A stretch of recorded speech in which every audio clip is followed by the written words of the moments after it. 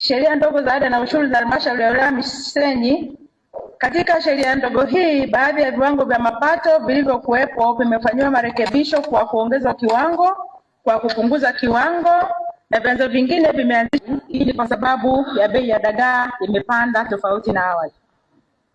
Mheshimiwa Mwenyekiti, ushuru wa gunia la magamba ya konokono utatozwa kwa shilingi 2000 kwa kilo badala ya 500 kwa kilo, na hii ni kwa sababu magamba ya konokono yameongezeka matumizi yake katika vyakula vya mifugo na pia yamekuwa yakisafirishwa nje ya nchi, hivyo thamani yake imepanda.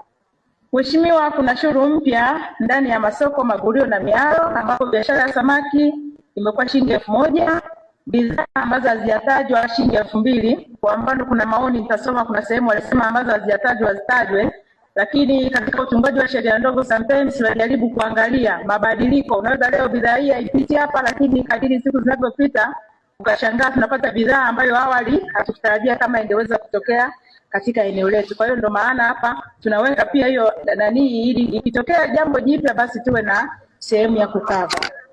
Vile vile kuna ushuru wa bidhaa za vimiminika shilingi 1000 kwa lita, biashara ya samaki wabichi 200 kwa kilo, samaki wakavu 200, dagaa wabichi 200 kwa kilo, dagaa wakavu 200 kwa kilo. Yote hivyo ni vyanzo vipya.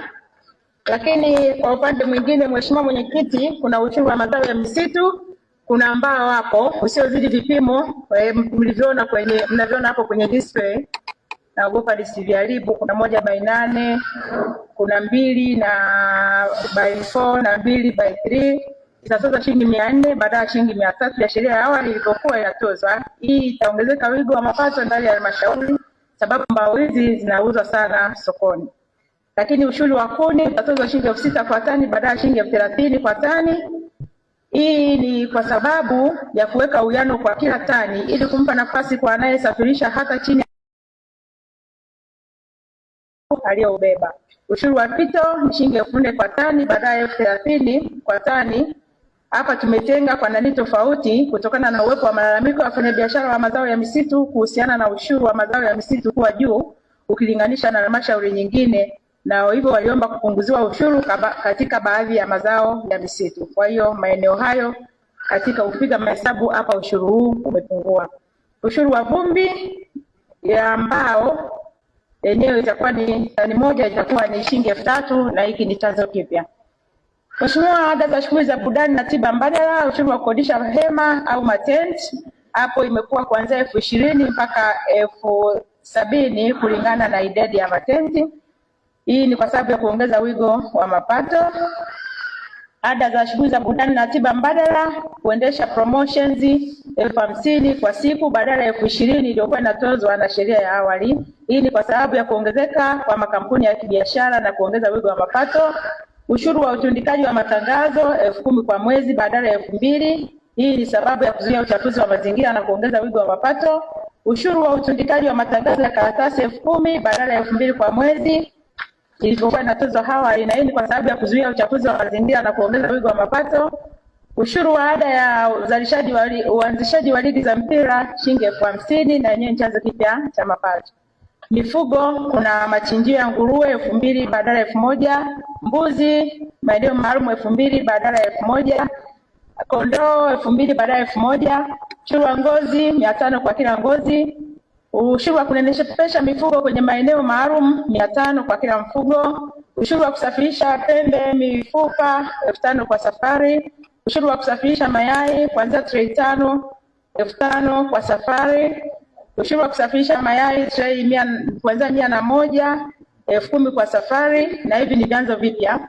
Ushuru wa kusafirisha maziwa kuanzia lita 20 ni 2000 kwa safari, na zaidi ya lita 101 ni shilingi 10,000, na venyewe ni vyanzo vipya. Ushuru wa kusafirisha samli shilingi 1000 ni chanzo kipya. Kwa viwango vya ushuru wa mifugo ambavyo vimebadilika tofauti na awali kwa sababu ya kupanda kwa bei ya nyama.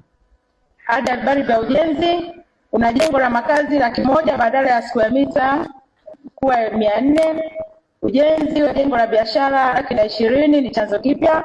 Ujenzi kwa ajili ya kibali ujenzi wa jengo la makazi ya jumla kwa kila jengo 150,000 ni chanzo kipya.